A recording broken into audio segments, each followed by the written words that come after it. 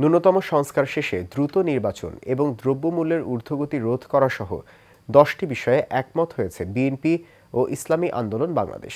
দুপুরে রাজধানী পল্টনে ইসলামী আন্দোলন বাংলাদেশের কেন্দ্রীয় কার্যালয়ে বৈঠক শেষে এই কথা জানান বিএনপি মহাসচিব মির্জা ফখরুল ইসলাম আলমগীর।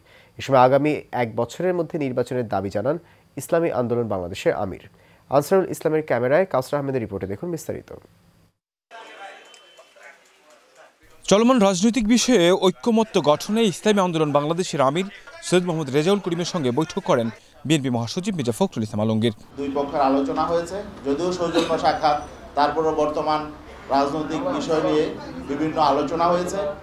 ফ্যাসিস্ট সরকার যাতে আবার ক্ষমতায় না আসতে পারে, একই সাথে প্রশাসনে তাদের দোসররা যাতে বহাল না থাকে, এমন 10টি বিষয়ে ঐক্যমতে পৌঁছেছেন বলে জানান বিএনপি মহাসচিব।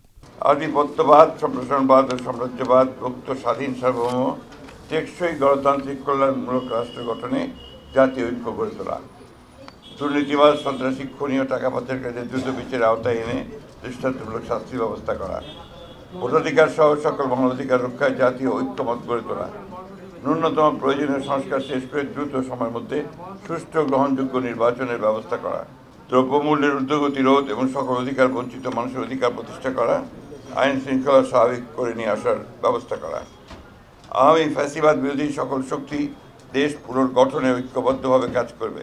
ইসলামী আন্দোলন বাংলাদেশের আমির সৈয়দ রেজাউল করিমও বেশ কিছু বিষয়ে দুপক্ষের মতৈক্যের কথা জানিয়ে বলেন, সুন্দর আগামীর বাংলাদেশ বিনির্মাণে তার দল সবার সহযোগিতা চায়। খুব বেশি সময়টা না নিয়ে যৌক্তিক, সেই যৌক্তিক সময়টা আমরা বলেছি 1 থেকে 1.5 বছরের মধ্যে, এরকম একটা কথা আমরা বলেছি।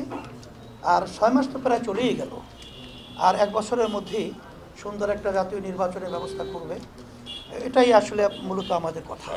এর আগে 21 জানুয়ারি বরিশাল ইসলামী আন্দোলন বাংলাদেশের আমিরের সাথে জামায়াত আমির ডাক্তার শফিকুর রহমান বৈঠক করেছিলেন। কাউসার আহমেদ, এশিয়ান টেলিভিশন, ঢাকা।